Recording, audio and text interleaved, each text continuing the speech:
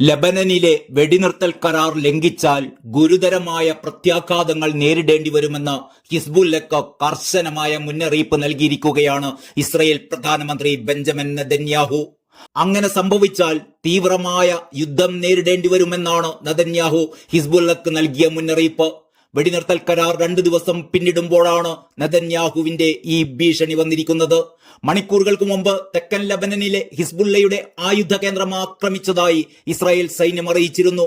കരാറിന് വിരുദ്ധമായി അവിടെ ഭീകരപ്രവർത്തനം നടക്കുന്നതായി മനസ്സിലാക്കിയതിന്റെ അടിസ്ഥാനത്തിലാണ് ആക്രമണം നടത്തിയത് എന്നാണ് ഇസ്രായേൽ സൈനിക കേന്ദ്രങ്ങളുടെ ന്യായീകരണം. ബുധനാഴ്ച പുലർച്ചെയോടെയാണ് മേഖലയിൽ വെടിനിർത്തൽ കരാർ നിലവിൽ വന്നത്. ഇസ്രായേൽ ഹിസ്ബുല്ല സംഘർഷത്തിന് ഇത് താൽക്കാലികമായെങ്കിലും ആശ്വാസം നൽകുമെന്നാണ് ലോകമെങ്ങും പ്രതീക്ഷിക്കുന്നത്. തെക്കൻ ലബനനിലെ അതിർത്തി പ്രദേശങ്ങളിൽ ഇസ്രായേൽ സൈന്യം 6 വട്ടം വെടിയുതിർത്തു എന്നാണ് ഇതിനിടെ ലബനൻ സൈന്യം ആരോപിച്ചത്. വെടിനിർത്തൽ കരാർ പ്രാബല്യത്തിൽ വന്നതിന് പിന്നാലെ തെക്കൻ ലബനനിലെ അതിർത്തി പ്രദേശങ്ങളിലേക്ക് മടങ്ങിയ ലബനീസ് വംശജർക്ക് നേരെ വെടിയുതിർത്തു എന്നായിരുന്നു ലബനൻ സൈന്യത്തിന്റെ ആരോപണം.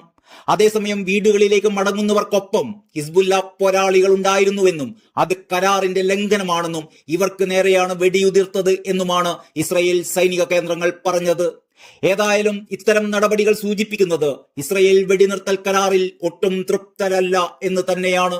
അതേസമയം ഹിസ്ബുല്ലയുടെ ഭാഗത്തു നിന്നും പ്രകോപനങ്ങൾ ഉണ്ടാവുന്നത് കണ്ടില്ലെന്ന് നടിക്കാനുമാവില്ല.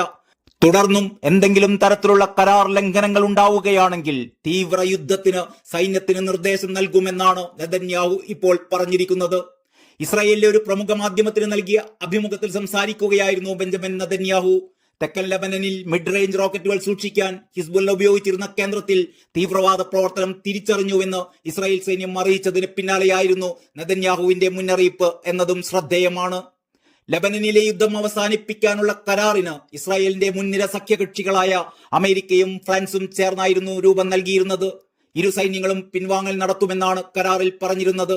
എന്നാൽ കരാർ ലംഘനമുണ്ടായാൽ മേഖല വീണ്ടും സംഘർഷഭരിതമാവുമെന്നതാണ് നെതന്യാഹുവിന്റെ ഈ വാക്കുകൾ സൂചിപ്പിക്കുന്നത്.